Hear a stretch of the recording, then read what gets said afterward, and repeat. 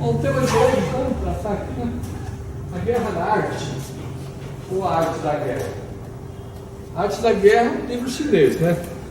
Esse aqui não é um trocadilho com a arte da guerra. Estou falando que o movimento de libertar ou aprisionar a manifestação do ser.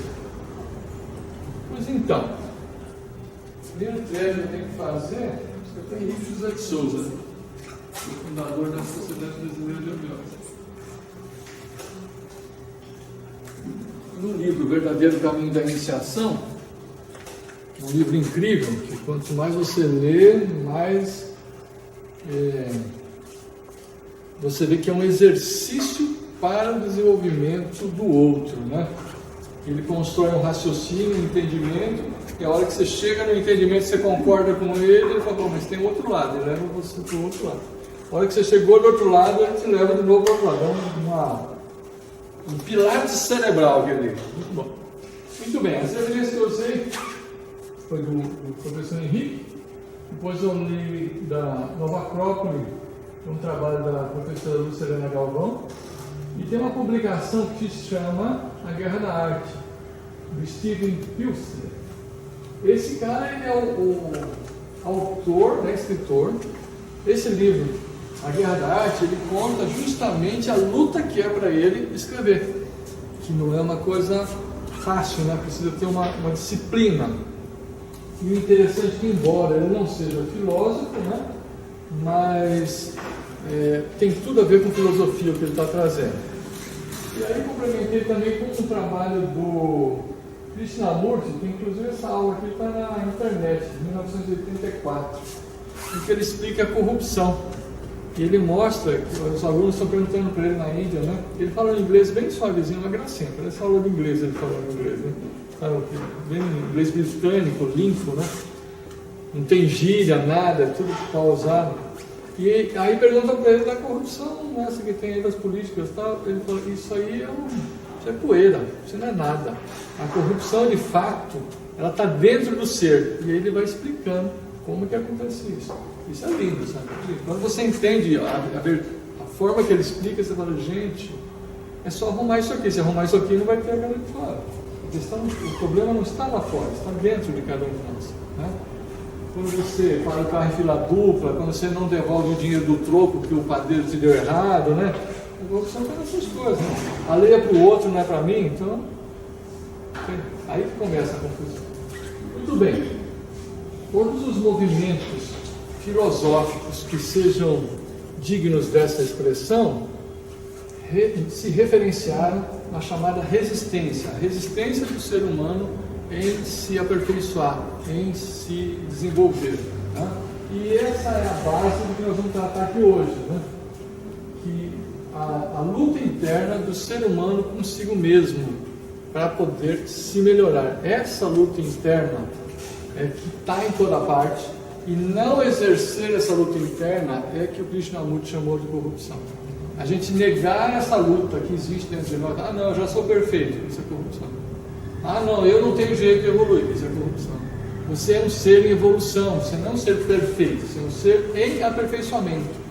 Perfeito pode ser o teu corpo, se fizer um corte ele consegue sarar, consegue curar sozinho. Isso é perfeição, né? Uma máquina que se conserta sozinha, que é o corpo humano. Isso é maravilhoso. Agora, você, enquanto ser, enquanto alma, está em aperfeiçoamento constante. Volta aqui. Então nós vamos tratar, estou usando a mesma referência que apareceu no livro, que é justamente definir o inimigo, tornar-se um profissional e o reino superior, né? Essas três partes aqui, elas estão no livro A Guerra da Arte. É a forma como ele dividiu o livro em três partes. Que, como eu disse, embora ele não seja filósofo, mas é um estudioso, né? Inclusive, ele tem um livro em que ele compara o Bhagavad Gita com os dias de hoje, faz um romance aqui hoje, né? Mas quem já leu o Bhagavad Gita vai ver o romance e falou, ele está trazendo para os dias atuais, que é uma guerra, as guerras que estão nos livros sagrados, que a gente fica pensando que é guerras de povos, né? Mesmo as guerras bíblicas, né? A gente está olhando para aquilo lá. Gente, essas guerras estão dentro da gente. Esses livros são para o desenvolvimento humano. Não adianta você ficar pensando, esse povo não gostava daquele, por isso que eles brigavam e tal. Não é isso que conta. Se você entender aquela mecânica lá, você vai ver que aquela mecânica está acontecendo dentro de você. Por isso que a gente precisa procurar diminuir o número de intérpretes entre você e a ferramenta. Então, se você quer saber o que quer dizer aquilo que está no livro, você vai perguntar para o outro, para o sacerdote, para o pastor, para o padre, você já criou um filtro de você aqui. É legal você ler, ter um entendimento, outra pessoa também ter um entendimento, e aí conversar. O que vocês estão entendendo? Estou entendendo isso. E você, estou entendendo aquilo. Isso é legal. Agora, eu abrir mão do meu entendimento para perguntar para você o que quer dizer isso aqui, e seguir o que você me falar, aí eu traço assim que é a corrupção que o Krishnamurti fala. Você não é para você seguir os outros, é para você ter o seu entendimento, e aí ouvir o entendimento dos outros, respeitar que o entendimento dos outros é diferente do seu, permitir que você possa falar, poxa, eu não tinha olhado para esse ângulo, talvez, não estou com certeza, talvez seja desse jeito aí, talvez não, e aí você vai somando, né? Vai construindo. Então vamos falar da resistência, né? Que é o inimigo da evolução, inimigo entre aspas, porque se não tiver resistência, não tem evolução, né? Se você não tiver nada que opõe, né? Que cria, é como você fazer assim, muita gente fala assim, se você sofrer, você evolui. Isso é uma grande bobagem, não tem nada a ver sofrimento com evolução. O sofrimento é justamente o seu não entendimento do que é para fazer, então você sofre. No entanto, para você, por exemplo, trabalhar fisicamente, você vai fazer um esporte, então vai ter uma resistência. Vamos imaginar aqui, vou pegar um exemplo aqui, eu gosto de subir as montanhas por aqui. Para subir montanha você precisa ter condicionamento físico. Se você falar para mim, Ricardo, vai na academia, eu falo, não vou. Você fala, vamos subir aquela montanha? Eu falo, interessou, mas para subir lá você precisa se condicionar. Aí pronto, e quando eu estou indo lá na academia, não estou indo na academia, estou indo subir a montanha, mas eu estou me preparando para conseguir ter o condicionamento para subir a montanha. E tem montanhas aqui que a gente anda 8, 9 horas para conseguir acessar patamares altos. Você precisa ter condicionamento, senão você se machuca. E aí você vê assim, então existe uma resistência muscular, né, para você fazer atividade física, e vencer essa resistência muscular, junto com alimentação e sono, cria um condicionamento físico, percebeu? Então não é sofrer, não adiantaria nada falar, em vez de eu fazer academia, eu vou ajoelhar no milho, que eu sofro bastante e depois eu subo a montanha. Não funciona, cara. Não é sofrer. E que Deus seria esse que ia gostar do sofrimento dos seus filhos, né? Se vocês sofrerem, eu vou levar vocês para o céu, né, cara? Essa é uma coisa assim de, veja assim, como a interpretação equivocada do texto sagrado, né? Enfrentar a resistência, sim. Sofrer, se está sofrendo, é porque alguma coisa não encaixou. Precisa entender o que precisa melhorar. Muito bem. Agora nós temos as oposições, falando de resistência, né? A vida versus a morte, né? A morte é o medo da morte, né? O amor versus o medo. Muita gente fala da guerra do bem e do mal. Na verdade, a guerra não é do bem e do mal. É do conhecimento e da ignorância, né? É do amor e do medo. Os grandes seres, os grandes iluminados, pegar Jesus Cristo como uma referência, ele vem ensinar o amor para a gente. Ele não vai ensinar você a ser mais bonito que o outro, você a ser mais forte que o outro, né? Mais inteligente que o outro. Ele vai ensinar o amor. E se você olhar o que o professor Henrique José de Souza ensinou aqui, ele ensinou o amor. Ele diz claramente que de nada adianta você ter conhecimento, inteligência, se você não conseguir amar o próximo. Muito bem. Tem movimentos construem versus destruem, né? Construção ou destruição. Atuação ou procrastinação. Tem alguma coisinha que você está adiando? Uma coisinha que você tinha que fazer, você enrolou e não fez? Tá? É a tal da resistência, gente. O que está nessa coluna aqui é sempre a resistência. Ó. Procrastinação. Aí você tem eu interno versus eu superficial. Vontade versus desejo. Perfeição por imperfeição. Proatividade, preguiça. Alguém aqui já teve preguiça alguma vez na vida? Você acredita nisso? nunca viu isso, né? Então, nesse primeiro momento aqui, a gente está procurando identificar o tal de inimigo que é a resistência. Poderia usar uma linguagem, né? O inimigo usa da resistência para atrapalhar a nossa evolução. Aí nós estamos aqui, ó, ação intencional versus inércia, mudar ou não mudar, evolução, resistência, verdade versus crenças. Que veja assim, todos nós temos crenças. Não tem como você falar, não tenho crença nenhuma. Tem, todos nós temos. A questão é a seguinte, se a gente tiver flexibilidade para ir mudando, né? Eu acreditava desse jeito, mas agora você me explicou de um jeito que ficou melhor do que esse aqui. Então eu posso adotar esse outro aqui. Daqui a pouco eu encontro outra, que foi naquela linha, essa outra aqui complementou. Então a gente vai tendo uma mudança que é causa do desenvolvimento.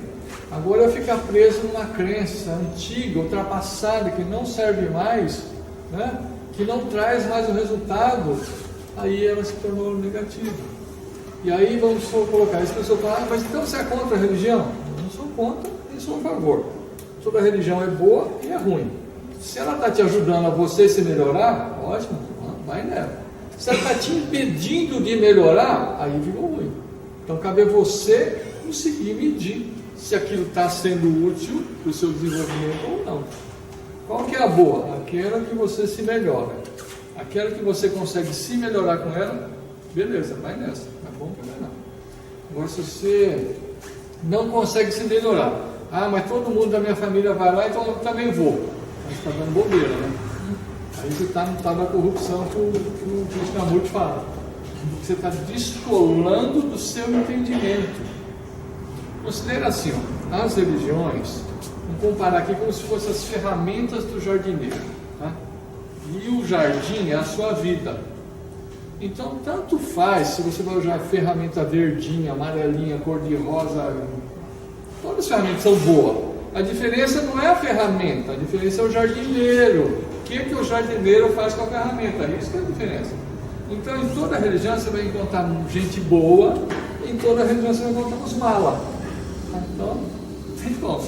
Se eu for nessa aqui, que essa aqui só tem gente boa. Não existe. Se você achar uma, me indica que eu quero ver. Até hoje, todas que eu vi, tem de tudo, porque é da natureza humana. O ser humano é assim, tem de tudo. Né? Vamos ver o que mais temos aqui. Aqui é importante a gente tomar cuidado com isso aqui, ó. O estado da arte que eu estou falando aqui, que é movimento, que é o que se busca com a iniciação, é o estado da arte. O estado da arte é o que o professor Henrique chamava, dizia assim, nós temos os teósofos e os teosofistas. O teosofista é um cara que estudou teosofia, ele conhece os nomes das coisas, tal, e ele fala bonito, tal, né? Que é como se fizesse pregação, né? Legal, bonito, tá bom. Mas você consegue praticar isso aí? Praticar é teosofia, que é o que hoje se chama eubiose. Se você conseguir praticar, então você está fazendo, você está sendo um teósofo, você está flexível. Se você não consegue praticar, aí você se agarra na letra morta, né? Que é aqui, ó. A letra morta, a superficialidade, a fixação, isso é resistência. Tá? Então, quer ver um exemplo assim? Se você vai participar de um cerimonial, seja qual for, talvez você não entenda tudo, mas não custa nada você pegar o seu entendimento aqui e aos poucos você vai estudando, vai conversando e vai ampliando o seu entendimento. Isso é iniciação. Não, aqui sempre foi assim, aqui assim que tem que ser, esse vaso está empoeirado há 20 anos, ninguém tira o pó do vaso. Por que não? Ideia fixa. Então nós temos que considerar assim, que, embora o conhecimento iniciático seja flexível, as pessoas não são tão flexíveis. As pessoas se agarram, tem que ser assim, sabe? Por que tem que ser assim? Como você chegou a esse entendimento? Porque me ensinaram assim, mas quem te ensinou, por que era assim? Se você não entendeu o porquê, aí virou crendice de novo, aí virou ideia fixa, vira letra morta. Aí fica o povo que está lendo a Bíblia achando que se sofrer vai para o céu. Não está escrito isso lá. Não está escrito isso. Quando fala aqui, O indivíduo fez um sacrifício ao Senhor, é um esforço em se melhorar, né? Ou então você fala assim, não, ele botou todos os pecados dele no cordeiro, ele vai lá e corta a cabeça do coitadinho do cabrito, e aí ele vai para o céu. Cara, que ideia meio tosca, né, cara? Você que faz a atrapalhada e o bichinho que paga. Tem entendimento aí que está faltando uns pedacinhos nessa história, né? Olha, a resistência é você mesmo boicotando os seus sonhos, né? Porque você existe, tem um propósito da sua existência. Não é possível que existir você para nada. Por que você está aqui nesse planeta? Por que você existe, né? Toda existência tem sua necessidade, sua função. Então, mas de onde você está tirando essa ideia? Eu vou pegar uma referência, posso pegar em N lugares, vou pegar uma referência bíblica. Aí Jesus, o Cristo, fala o seguinte: nenhuma folha seca cai de uma árvore sem que a vontade do meu Pai assim o consinta. Como que é isso? Isso é um jeito bíblico de falar. Você poderia falar como causa e efeito, né? Todo efeito tem sua causa e toda causa tem seu efeito. Uma versão egípcia do mesmo ensinamento. Mas, ou seja, não existe nada que não tenha um propósito de existir. Aí o ser humano cisma que ele não existe aqui por sei lá por quê.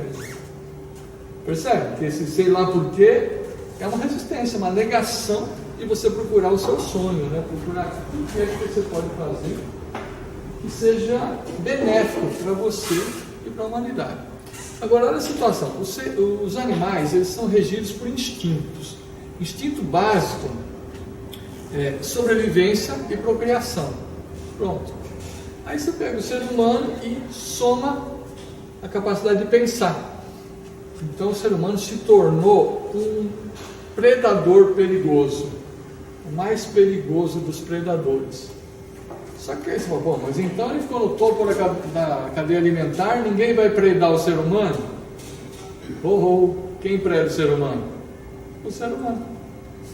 Ele é predador de si mesmo. Aí você já está pensando, aí está predador, ele vai atacar os outros seres humanos? Acontece isso também. Mas o pior de tudo, não é de atacar os outros seres humanos, que os outros também podem reagir a atacar ele, né? É atacar a si mesmo. É a resistência, é negar a sua função aqui nessa existência, que é se melhorar e contribuir para a melhoria dos seus irmãos. É um engano que a gente costuma fazer o tempo todo, é o tal do urgente, né? A gente sempre tem alguma coisa urgente para fazer, e o urgente entra no lugar do importante. Como é que eu vou saber o que é importante e o que é urgente? O importante é aquilo que você veio fazer aqui na sua existência. E urgente é todas aquelas coisas que vai aparecer a todo momento em volta para te desviar a atenção, para te levar para o outro lado, né? Então é o seguinte, a resistência, ela tem um núcleo, né? Núcleo de resistência. A resistência ela é ardilosa. Você sempre vai ter uma boa explicação para você mesmo, para justificar por que você não fez aquilo que tinha que fazer. Fala, não, cara, mas aqui tinha uma coisa muito séria para resolver, eu tinha que fazer isso, eu tinha que fazer aquilo, eu tinha que ir no banco, eu tinha que rezar. Sempre tem uma explicação que não faz sentido. E a resistência é malandrinha, ela não fala para você, não faça. Ela fala, não, faz sim. Aí deixa para segunda-feira. Dia sábado. Você conhece essa segunda-feira? Na história do Peter Pan tem a Terra do Nunca, né? E a segunda-feira deve ser a história do Peter Pan, porque é o dia do nunca, né? Tudo que vai para segunda-feira nunca chega essa segunda-feira, né? Amanhã você faz. Então veja assim, a resistência é tão ardilosa que ela não confronta com você, ela não bate de frente. Você dá uma voltinha, fala assim, isso, que lindo esse teu sonho, né? Ai, o mundo vai ficar ótimo quando você fizer isso. Mas pensa bem, hoje é sábado, não é domingo, churrascada e tal, com os amigos, pode chegar visita em casa, deixa para começar a segunda. E assim vai. Aí você vai de segunda em segunda, de terça em terça, de quarta em quarta, e a vida vai passando. Aí quando a pessoa está lá, enfermos, que tem experiências bem interessantes, de pessoas que estavam em condição de doenças graves em hospitais, né? E aí psicólogos que estiveram atendendo as pessoas falaram assim, mas o que você gostaria mesmo de fazer? Eu gostaria de fazer tal coisa. Aí a pessoa largou daquilo e foi fazer aquela coisa. Você sabe que tem alguns casos, não todos, né? Que a doença cessou. O que aconteceu? Isso é só porque ele venceu a resistência, cara. Quando ele viu que ia morrer mesmo, não tinha mais nada para perder, só a família que achou que era louco, né? Ah, você vai fazer isso para quê? E para você vencer a resistência, você vai ter que enfrentar as discordâncias das outras pessoas. Você não está aqui para agradar os outros. Você está aqui para fazer a sua função, né? É como um pai que quer agradar filho. Ah, quer ser amigo do filho. Você não está aqui para ser amigo do seu filho. Está aqui para educá-lo, para que eles consigam ser uma pessoa que sobreviva sem você. Tem pessoas que eu conheço que têm filho com mais de 40 anos que vivem de mesada. Eu não vou falar nada para a pessoa, mas é uma situação muito dolorosa, né? Então, um filho com 40 anos não consegue ganhar o próprio sustento. Então, aquele pai, por mais amoroso que tenha sido, não deu certo. Não deu certo. O bichinho não consegue sobreviver sem ele. E o dia que o pai morrer, como vai ser? O coitadinho vai morrer de fome também, porque você não consegue sobreviver. Entende? A gente pensa assim, a função de ser pai e ser mãe é preparar o outro para sobreviver sem você. E muita gente que pensa que tem outra explicação para isso. Mas se você não conseguir que aquele outro serzinho que a vida botou sob a sua guarda, né, consiga sobreviver, então alguma coisa deu errado. Muito bem. Vamos olhar um pouquinho aqui do núcleo da resistência. Ó. É invisível, mas é sensível, né? É uma força centrífuga, ela leva você para fora, o tempo todo, para você olhar as coisas para fora, né? O que está na novela, o que está na internet, coisa sempre para fora, nada olhar para dentro. E se opõe a uma força centrífuga que seria você para dentro de você mesmo. É o medo de crescer, é a vitimização, né? Ah, mas você não sabe porque eu sou assim. Você não conheceu meu pai, você não conheceu minha mãe, você não... E assim vai, né? Tem explicação para tudo. E as explicações são razoáveis, gente. Você vê que não, olha, realmente, se eu tivesse na sua pele, eu já tinha me matado. Não, isso não. Você fica tão emocionado, né? Você vê que a resistência ela vai criando justificativas, né? Ó, ela mente, seduz, é multiforme nas justificativas, né? Acho que uma coisa gravíssima é isso aqui, é crenças de transferir o poder para o outro, né? Sempre é o outro que tem o poder, não é você, né? É porque o pai não deixou, a mãe não deixou, o padre, o pastor, o patrão, o marido, a mulher, sempre alguém, se não fosse ele eu tinha feito, né? Assim vai, né? E aí nós vamos chegar, aqui tem uma boa dica aqui, né? Primeira coisa que tem que considerar é o seguinte: a resistência joga para ganhar, ela não joga para perder. Ela é muito forte. Essa resistência, a gente poderia, se for olhar a leitura do Carl Gustav Jung, seria o seu lado sombra, né? O seu lado sombra está aí, cara. Você não gosta de admitir que ele existe, mas ele existe e está aí e está te sacaneando, tá? Ele é ardiloso. Né? Bom, agora uma boa dica para você reconhecer o que você veio fazer aqui, está aqui, ó. O que mais a resistência te impede de fazer, provavelmente, é o que você veio fazer aqui. Se tem uma coisa que você tem vontade de fazer e tal, mas toda vez que você vai fazer, acontece alguma coisa que te impede, você vai fazer e acontece alguma coisa que te impede, chega a visita, aí o telefone toca, aí a criança chora, o marido chama, presta atenção, aí tem uma boa dica, uma coisa que parece às vezes uma coisa bobeirinha, sabe, gente, uma coisa simplesinha, mas de repente é exatamente essa que é para você começar a fazer, né? Porque ela está sendo bombardeada com muita frequência pela resistência. Nós vamos ver o que mais que temos aqui. Problemas, brigas, discussões, ansiedade, depressão, são formas de resistência. Nessa questão, por exemplo, ansiedade e depressão são sintomas. Não existe ansiedade e depressão? Não existe. Se eu pegar a lei de Pareto de 80-20, de cada 10 casos, 2 são reais, os outros 8 não. Como que não são os outros 8? Os outros 8 são uma angústia pela sua negação de não estar fazendo o que é para você fazer. Uma angústia existencial. Então, se você não está fazendo o que é para você fazer na sua existência, naturalmente você vai ficar angustiado. não sei, tem sentido esquisito. Esse esquisito, você vai lá no psiquiatra e ele vai te dar ou um estimulante, se você estiver tristinho, ou um sedante, né? Vai baixar você, mas está muito agitado, vamos sedar você, né? Está muito acelerado, está ansioso, você não, né? Que essas duas situações não tem nada a ver se você dá uma pessoa, você precisa dar condições dela entender o que é que está acontecendo que está te levando a essa situação. E aí poder encontrar um movimento que tira essa ansiedade, que tira esse desconforto. Né? Podemos dizer que isso é a saudade de você mesmo. Né? Saudade de você mesmo. É como você ter saudade de alguma coisa que você não conhece. Tá? Então, que esse você mesmo está aí dentro de si. Está gritando para você atendê-lo. Né? Agora, diferente do físico, né? Que se você não se alimentar, o físico grita. Né? Se não come, você vai ficar lá fora. Ou se você não cuidar do seu físico, você adoece. Né? Diferente disso, a alma é intolerante. Né? Bom, essa frustração de você não estar fazendo o que é a sua finalidade de vida, né? Seu propósito existencial, vai levar para a autodestruição. Né? Crítica, sabotagem, resistência nos levam aos medos. Né? A inflação do ego, de se achar que é melhor do que é de verdade, achar que é melhor que os outros. Né? Como que alguém pode ser melhor do que outro alguém? Cada um é o que é e pronto. Ah, porque você é mais rápido que o outro correndo. Mas não é que o outro que vai ser mais rápido que você. Não tem essa coisa assim. Esse mais e menos sempre vai depender da referência que você leva em conta. Né? Hoje está quente o dia? Está quente a noite? Comparado com o quê? Com a outra que estava mais fria, está quente. Comparado com a outra que está mais quente, está fresco. Né? Quem mora na beira-mar, por exemplo, vai ver que aqui está uma bênção nessa noitinha. Está quente, mas está fresquinho. Né?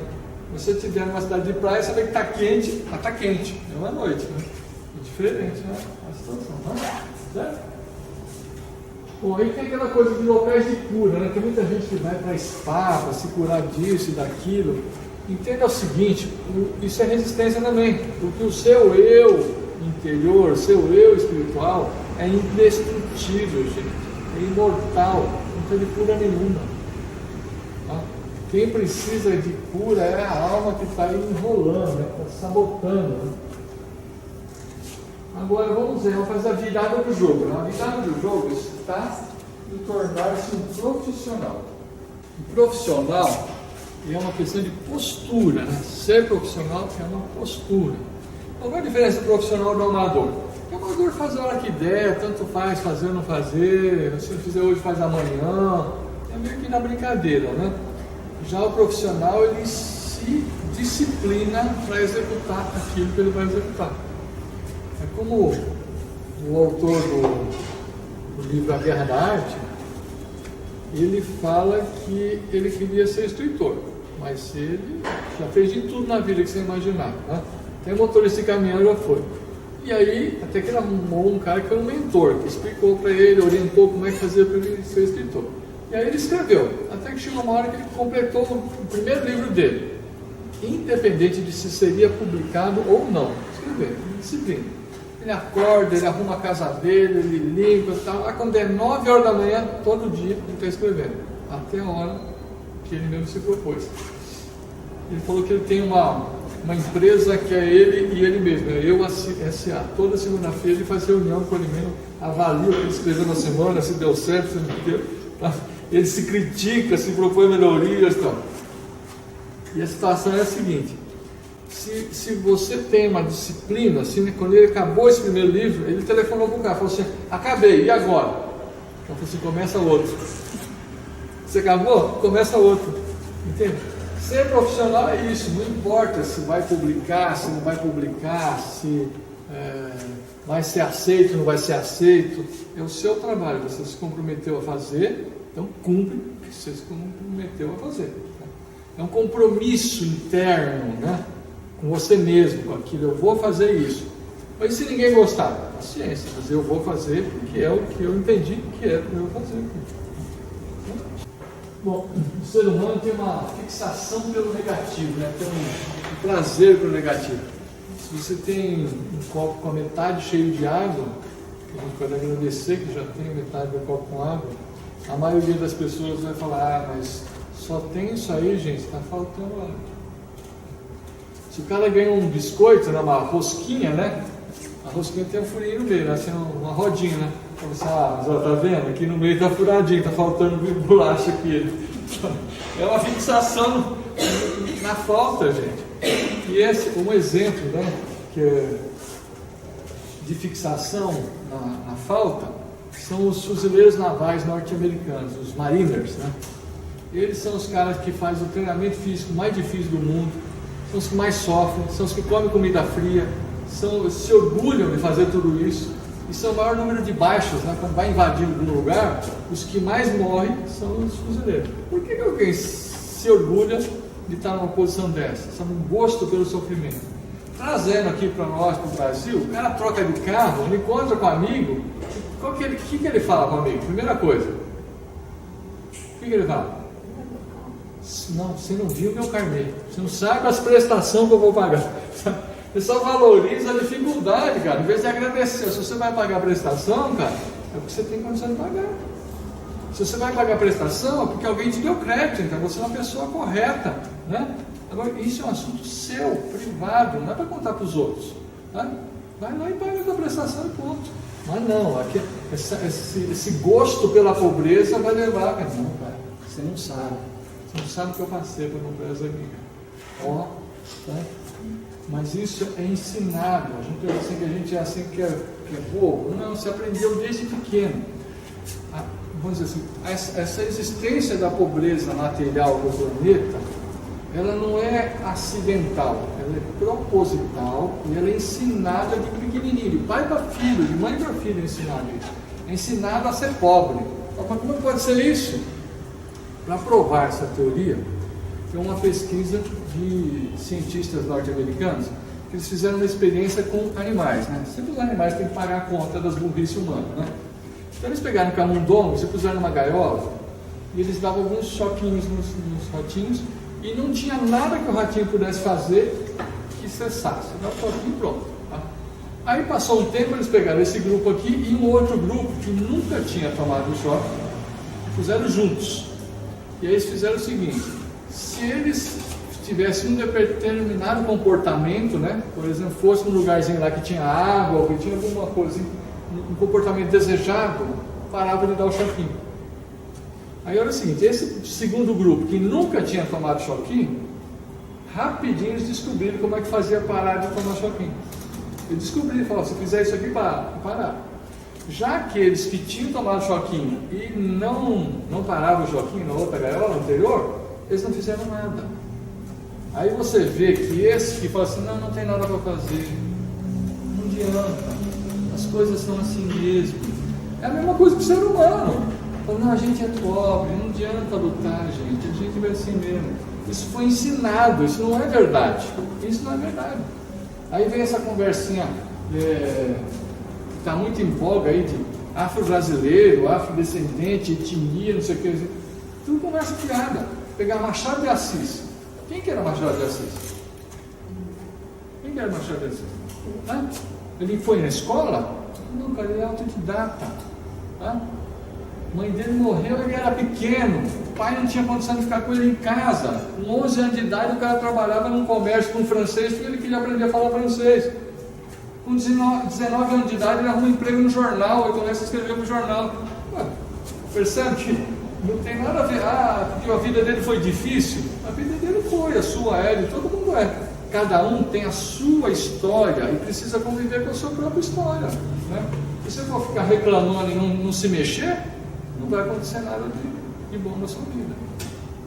Então, essa questão que nós vivemos, dessa limitação material, precisa ser vencida. Nós precisamos vencer a resistência. Porque toda situação tem uma saída. Não precisa perguntar, qual é a saída? Como é que eu faço para sair daqui? E você vai encontrar a resposta. Bom, nessa investigação que nós estamos fazendo, para encontrar a nossa, cada um de nós, encontrar o que é para você fazer na sua existência, existe uma metodologia que é a metodologia de você realizar os desejos. Estou falando aqui de sair da pobreza, mas existe uma metodologia muito simples, que é o seguinte: é você pensar o que você quer para a sua vida e não como aquilo vai acontecer na sua vida.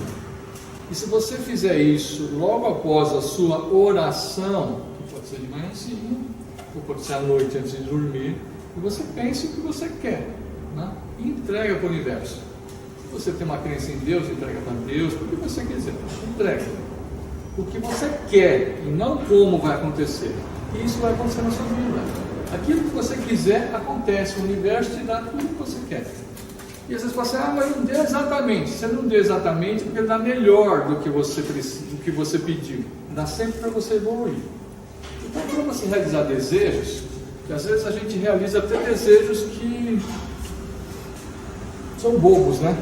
Mas faz parte do nosso processo de aprendizagem, sabe? Aí você deseja uma casa de tal jeito, você vai conseguir. Aí deseja um carro de tal jeito, você consegue. Uma roupa, você vê o que você quiser, você consegue. A partir dessa metodologia de você fixar no que você quer e entregar o como virá para o divino. O divino se encarrega do como, tá? Agora, para você descobrir o seu propósito de existência, essa mesma técnica, só que invertida. Aí você vai pensar no como e vai deixar o que é para você fazer para a divindade decidir por você. A divindade vai trazer para você o que é para você fazer. Então, mas como é que eu vou pensar no como então? O como é o seguinte: você vai se dedicar na sua auto-melhoria. Você vai estudar, buscar o conhecimento, vai treinar, vai procurar se aperfeiçoar. Então você está cuidando do como, você vai estar apto. Para quando manifestar o que é para fazer, você está em condição de fazer. Tá? Tem até alguns exemplos interessantes.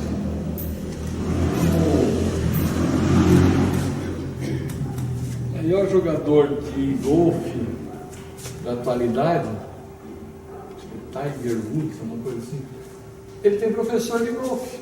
Mas como que o cara que é campeão tem professor de golfe? Ele tem professor de golfe, ele faz aula de golfe. Então, embora ele seja um campeão, ele continua aprendendo, ele continua tendo um cara que observa ele jogar e que corrige a jogada dele, que treina ele, percebe? Quando você estou falando aqui de se preparar, é você admitir que você sempre pode aprender, que você sempre pode melhorar. Ah, mas eu já fiz bem feito, eu sou campeão, tudo bem, pode ser melhorado. E aí está sempre focando nisso. Isso, esse preparar, cuidar do como, para que, vamos falar assim, as musas gregas, né, possam lampejar na sua mente com o que é para você fazer. O que é que você está sendo chamado a fazer nessa existência? Pergunta é sempre: o que você veio fazer nessa existência, né? Usando agora exemplos de músicos, né? Tem músicos de altíssimo nível que você conversar com o músico, ele fala assim: bem, eu toco sempre, mas algumas vezes eu consigo fazer música. Não precisa ter uma humildade danada para falar um treco desse, né?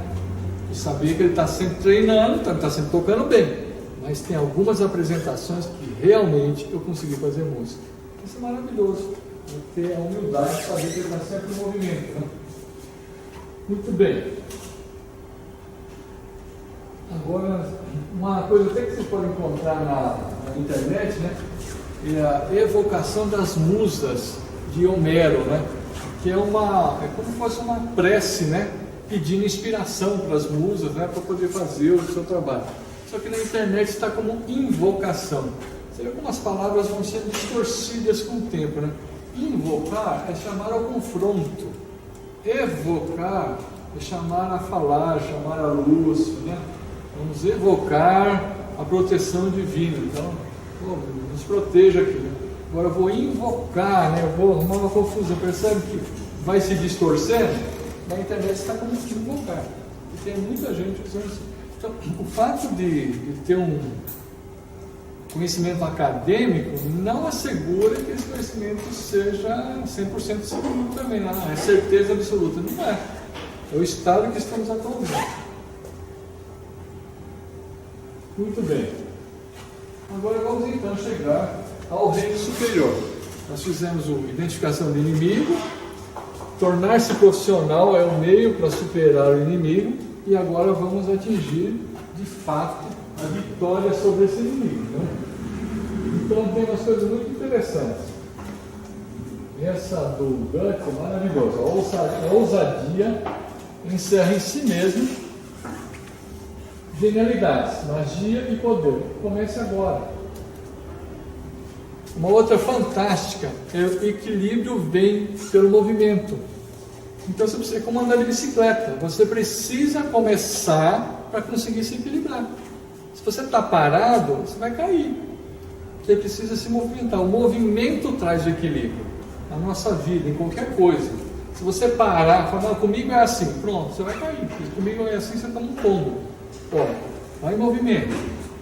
Em qualquer área, use a analogia da bicicleta. Você vai ver que quanto mais você se movimenta, mais segurança você vai ter, mais equilíbrio você vai ter. O compromisso é a ruptura da membrana que nos separa da eternidade. Ela abre um portal do tempo através de nós. O seu compromisso em fazer daquilo que você tem identificado como a sua finalidade, que é para você fazer. É você olhar para dentro de você. Então nós estamos falando aqui desse compromisso, independente se as pessoas vão gostar ou não, vão te aplaudir ou não, mas que você entenda que você está fazendo o que é para você fazer. Essa é muito interessante do Jung, né? Somos todos partes de uma só mente que abarca todos, um único e grande homem. Então essa nossa individualidade, eu sou eu, você é você, é uma ilusão. É como se fosse um coral isso aqui, e cada um de nós tem que fazer uma voz nesse coral. E se você não fizer a sua voz nesse coral, o coral todo não ficou perfeito. Se você passar pela existência e não fizer a sua participação, ficou faltando. Aquela voz não existiu, não tocou, não cantou. Bom, Jung faz uma associação de self e eu superior, ou espiritualidade. E o eu pequeno, né, seu ego cotidiano, né? Então, a resistência ela vai estar no ego cotidiano. E a conexão com a sua existência, com aquilo que vai te levar, está no eu superior. Tá? Muito bem. Essa conexão com o self é uma conexão interior. Então, é cultivar do seu território interior. Você no seu território é poderoso. Encontrar o seu território. Mas o que é o território? Vou dar um exemplo. Vai o Arnold Schwarzenegger. Tá? Tem um exemplo do cara. Quando ele está triste ou deprimido, sabe o que ele faz? Ele vai para a academia, vai treinar. Ele não liga para 4, 5 amigos e pergunta: você gosta de mim? Você acha que eu sou um cara legal? Não faz isso. Ele vai treinar. Como Ayrton Senna fazia o quê? Ele ia correr. Carro, que era o ambiente dele, né? Se pegar o Ray Charles, ele vai para o piano. E se o mundo acabar? Ele vai acabar tocando piano, vai estar tocando piano. Tá? Então, cada um de nós tem algo que é o nosso território. Você precisa achar o seu território. Esse território interno, né? Uma coisa interna. Eu estou usando 3 referências externas, mas quando esses 3 estão fazendo aquilo que eles gostam de fazer, eles estão no território deles. Tá certo? Que o território é que te dá resistência quando você está embatendo, você está combatendo no mundo. Aí você cansa, você vai para o território seu, e lá você está protegido. Lá no seu território, você domina aquilo ali. O que eu faço? Eu gosto de fazer aquilo. Pode ser um hobby, né? Você tem um hobby. Eu estou fazendo isso aqui, me sinto leve, tal, então. E se a gente pegar, por exemplo, né? Vamos fazer meditação? Beleza. Meditação, para nós no Ocidente, parece que é tudo uma coisa só. Meditação é como se fosse a palavra esporte. Existem inúmeros jeitos de fazer. Correr é esporte, andar de bicicleta é esporte, nadar é esporte. A meditação também tem um monte de jeitos. Então pode ser que você goste de uma e não goste da outra, né? Uma que está muito em voga atualmente é a atenção plena, né?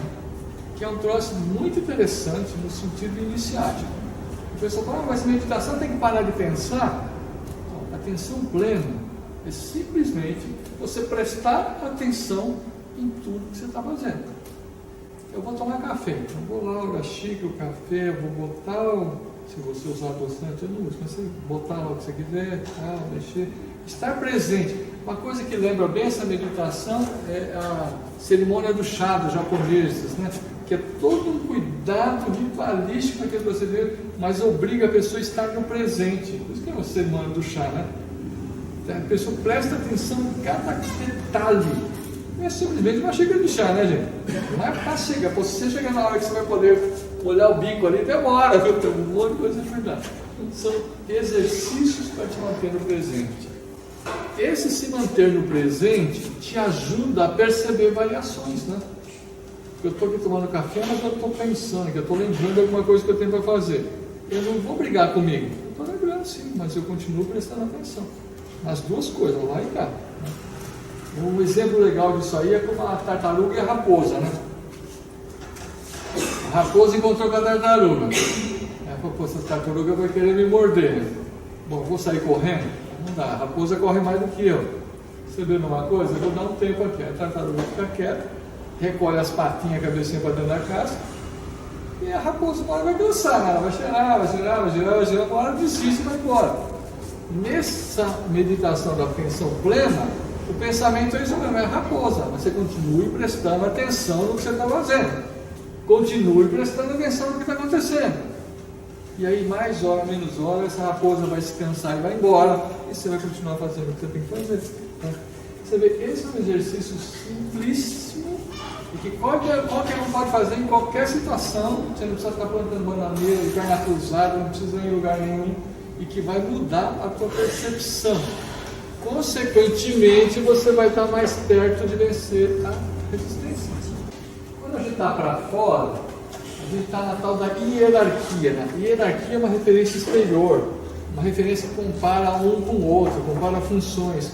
E quando a gente está internamente, aí não necessita da hierarquia. Internamente é território, externamente é hierarquia. A hierarquia, por exemplo, na Sociedade Brasileira de Obiose, é uma hierarquia horizontal. Não é a diferença só de função e não de valor. Então, assim, quem é o motorista do ônibus hoje? É uma pessoa. Mas quando acabar o horário do motorista descer, ele vai descer do ônibus e vai subir outro motorista. E aquele que era motorista virou passageiro. Percebe que ninguém vale mais nem menos do que ninguém? Não é porque ele é motorista que ele manda em todo mundo, é isso? Ele está exercendo a função. Quando acabar o tempo dele na função, ele sai, entra outro. E assim a vida segue. Essa coisa de um ser superior ou inferior ao outro é ilusão, isso é maia. Não tem nada a ver com a hierarquia que foi ensinada pelo mestre. Tá? Que até no mundo corporativo se chama de hierarquia situacional, né? Você vê como essa coisa irradia, né? Porque naquela situação, é um assunto de quê? De engenharia? Quem é a autoridade? Engenheiro. Ah, mas eu sou dono da firma. Você pode ser dono da firma, na hora que vinha a rentabilidade para a tua conta. Mas na decisão técnica, a decisão é do campo. É o técnico que tem que saber como é que resolve aquilo. Quem é a hierarquia na portaria da empresa?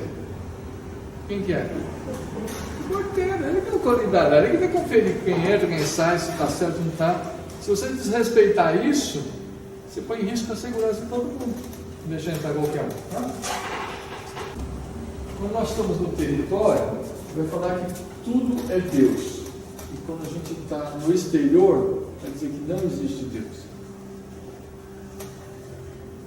Quando você está lá dentro de si, você sabe que a divindade está em toda parte. Está em tudo. Até no que aparentemente está errado, está em parte. Não nos cabe julgar as pessoas pelos atos.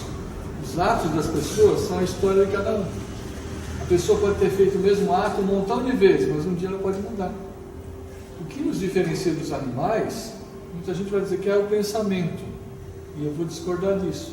Porque os animais, na proporção deles, eles também pensam, na limitação deles. Mas o que nos diferencia é a capacidade de mudar. O ser humano faz uma coisa aí 10, 20 anos, um dia ele muda. Como é que esse cara mudou? Mudou, não vai fazer mais, decidiu fazer outra coisa. E essa capacidade de mudar nos torna diferente de todos os outros seres. Todos os outros seres. Porque se você tocar a campainha numa casa e tem um cachorrinho, ele vai fazer o quê? Vai latir. Você acha que ele escolheu latir? Não, ele é reativo, ele reage. Agora existe, mas tem muitos humanos que são reativos. Tem, mas a gente pode aprender a não reagir, e sim responder. A diferença é que para responder você vai pensar, peraí, será que é uma boa latir ou não? Acho que não vou latir não. Vou lá abrir a porta e pronto. Às vezes é bom latir. Às vezes é bom, né? Aí é o seguinte, ó. Tem muita gente que fala, vou comparar aqui vivos, né? Viver com sobreviver, né? Tem muita gente que tem medo de morrer, né? O medo de morrer está no ego pequeno. Só que nem todos morrem. Porque para morrer você precisa estar vivo. E tem muita gente que não vive, apenas sobrevive. A pessoa que só sobrevive, ele não morre, porque ele não está vivo. Está sobrevivendo, ele come, respira, né? Se você tirar pulso, está ali, né? Mas o que ele fez? O que está dentro dele? Está fazendo alguma coisa que ele se sente vivo? Você está fazendo o que é para você fazer, ou você está fazendo o que está dando para fazer? Não, estou fazendo o que dá, né? A gente está fazendo o que dá. Estamos levando, tá? Isso é comum. Só que isso é de novo a resistência, o seu ouvido e o seu ego. Você tem que fazer o que é para fazer. Isso vai vir para você. Ah, mas que vão falar de mim? Eu não sei que vão falar de você, mas eu sei que você vai se sentir muito feliz fazendo o que é para você fazer. Quando você está fazendo o que é para você fazer, a primeira coisa é o desprezo pela morte e o desprezo pelo fracasso. Ah, mas se der errado? Se der errado, a gente faz de novo. Se não der certo, a gente tenta de novo. Porque você está imbuído de que aquilo é para você fazer. É para você fazer. Esse indivíduo que escreveu esse livro, A Guerra da Arte, ele escreveu a versão do King Kong. Lá sabe que King Kong foi um fracasso de bilheteria? Ele escreveu. Ele falou, o filme ficou tão ruim que nem meus amigos ficaram na exibição de pré-estreia até o fim, né? Quando acendeu a luz, ele olhou no cinema, os amigos dele tinham ido embora. Então você imagina quantos fracassos esse homem teve na vida, e ele não desistiu, ele continuou. Isso é só um exemplo, né? Porque eu estou usando o exemplo dele escrever, mas é qualquer um de nós. Qualquer um de nós tem algo a fazer na sua própria existência. Para a gente concluir, né? O artista que é você, né? Você é o artista da sua história. Você faz hoje algo que você gostaria de estar fazendo daqui a 10 anos? Tá? E se você está fazendo uma coisa que você fala, daqui a 10 anos eu quero estar fazendo isso, pode ser que você esteja próximo desse estado da arte. Agora, se você faz uma coisa que você fala, não vejo a hora de me livrar disso aqui, então você não está no estado da arte, percebe? Se você faz alguma coisa que você fala, poxa, mas olha, eu quero fazer isso por muito tempo, então você está achando uma coisa que de fato está valendo a pena. Né? E aí o que vai acontecer? Você vai se retroalimentar do seu próprio amor pelo que você está fazendo. Aí não importa o resultado que está acontecendo, importa o que você está fazendo, aquilo que para você faz sentido.